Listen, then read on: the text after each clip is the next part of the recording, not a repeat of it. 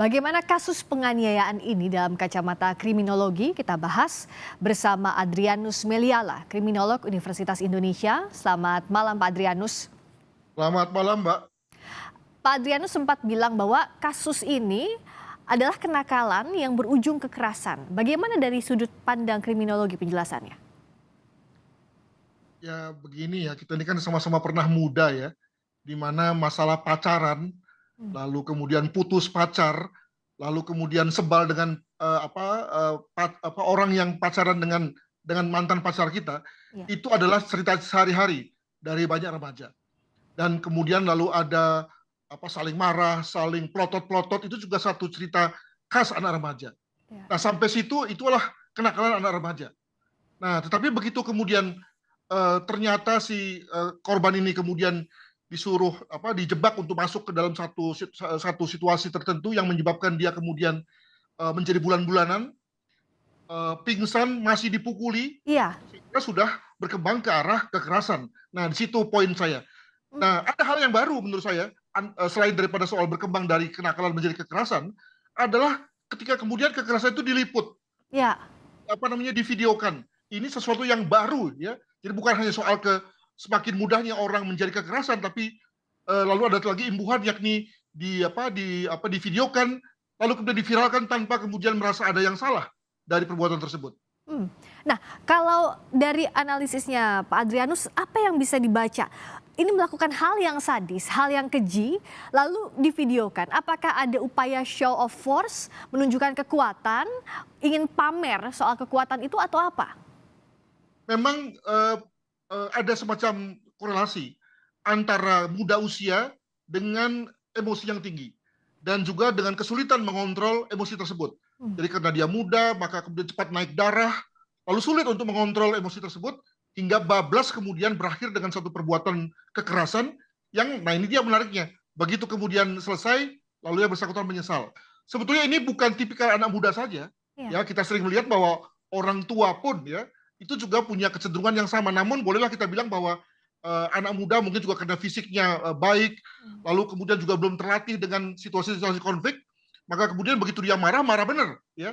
Apalagi ketika kemudian ada juga ada soal nih kehadiran orang lain. Ini namanya social loving, ya, orang yang berbuat sesuatu disaksikan oleh orang lain, itu malah tambah tambah beringas ya. Mirip dengan seorang atlet ya, saat dia berlari ya, kalau dia seorang sprinter ya, Iya. berlari sendiri dan berlari disaksikan penonton, itu umumnya akan jauh lebih cepat larinya kalau disaksikan oleh penonton. Iya. Nah ini juga begitu, ketika ada temannya yang menonton, makin ganas dia.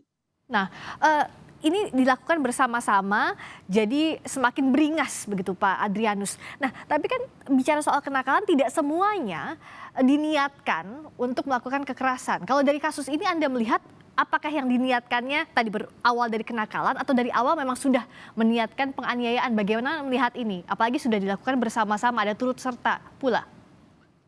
Ini yang justru masih menjadi misteri bagi saya juga ya, dan kita tunggu laporan laporan hasil lidik polisi ya, mengenai mengapa untuk kasus ini kemudian pelakunya bablas hingga kemudian lalu berakhir dengan kekerasan yang kalau kita lihat videonya itu mengerikan menurut saya gitu ya. Iya. Kenapa tidak ada semacam inner control? Kenapa tidak ada semacam suara dari teman-temannya untuk mengatakan jangan? Kenapa semuanya malah mengatakan bunuh saja, bagus kalau dipukul begitu ya? Kenapa begitu? Itu juga satu hal yang menarik. Apakah memang benar seperti dikatakan oleh teman-teman psikolog, ini soal parenting style, di mana anak yang dibesarkan dengan cara berpikir yang mengatakan bahwa kamu akan saya bela, betapapun saya akan saya bela sebagai orang tua, itu yang kemudian mempengaruhi anak, saya nggak tahu. Untuk sementara kita jadikan itu sebagai hipotesa dalam rangka memahami mengapa semua rem-rem moral, semua rem etik dan juga kesopanan dan seterusnya itu bablas ya pada kasus ini, begitu. Jadi apakah bisa dikatakan kalau dari penjelasan Pak Adrianus tadi, Mario ini seakan-akan pede, percaya diri bahwa oh bapaknya punya jabatan, anak pejabat, dia seakan tanda kutip kebal hukum. Begitu pula teman-temannya melihat bahwa powernya Mario sebegitu besarnya. Untuk sementara iya ya, namun tentu sebagai akademisi saya harus hati-hati juga ya, jangan lalu hanya karena euforia untuk menghukum yang bersangkutan lalu kemudian kita percaya bahwa soal-soal itu yang menjadi penentu.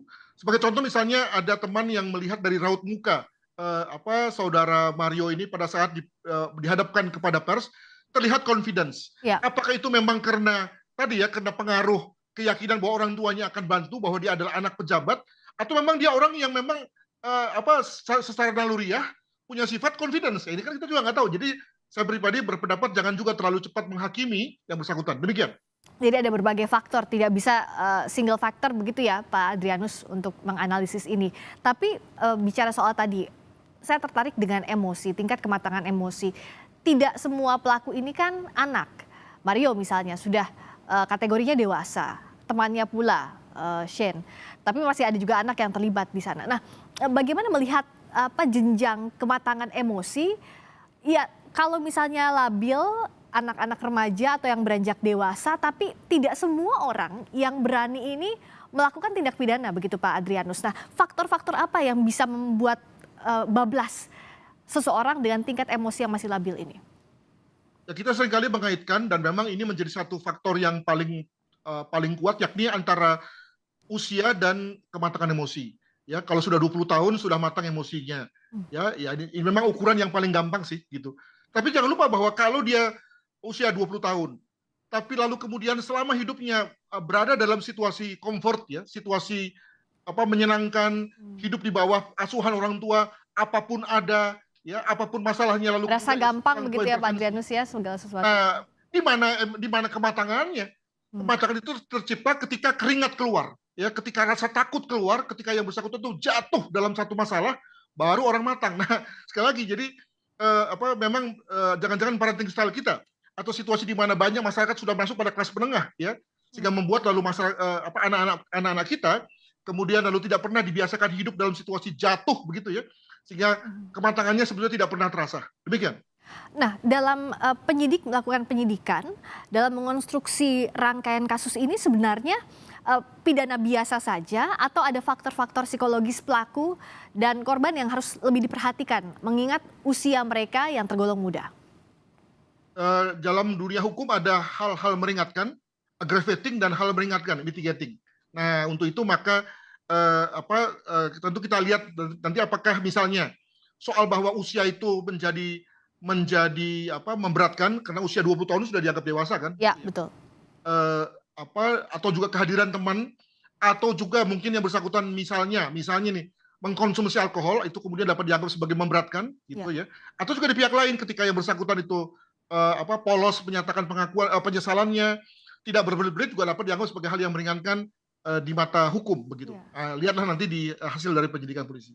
Apapun awalnya, misalnya kenakalan, tapi kalau ujungnya tindak pidana, tentu hukum yang bertindak selanjutnya. Terima kasih Pak Adrianus Meliala, kriminolog Universitas Indonesia, telah bergabung di Sapa Indonesia Malam.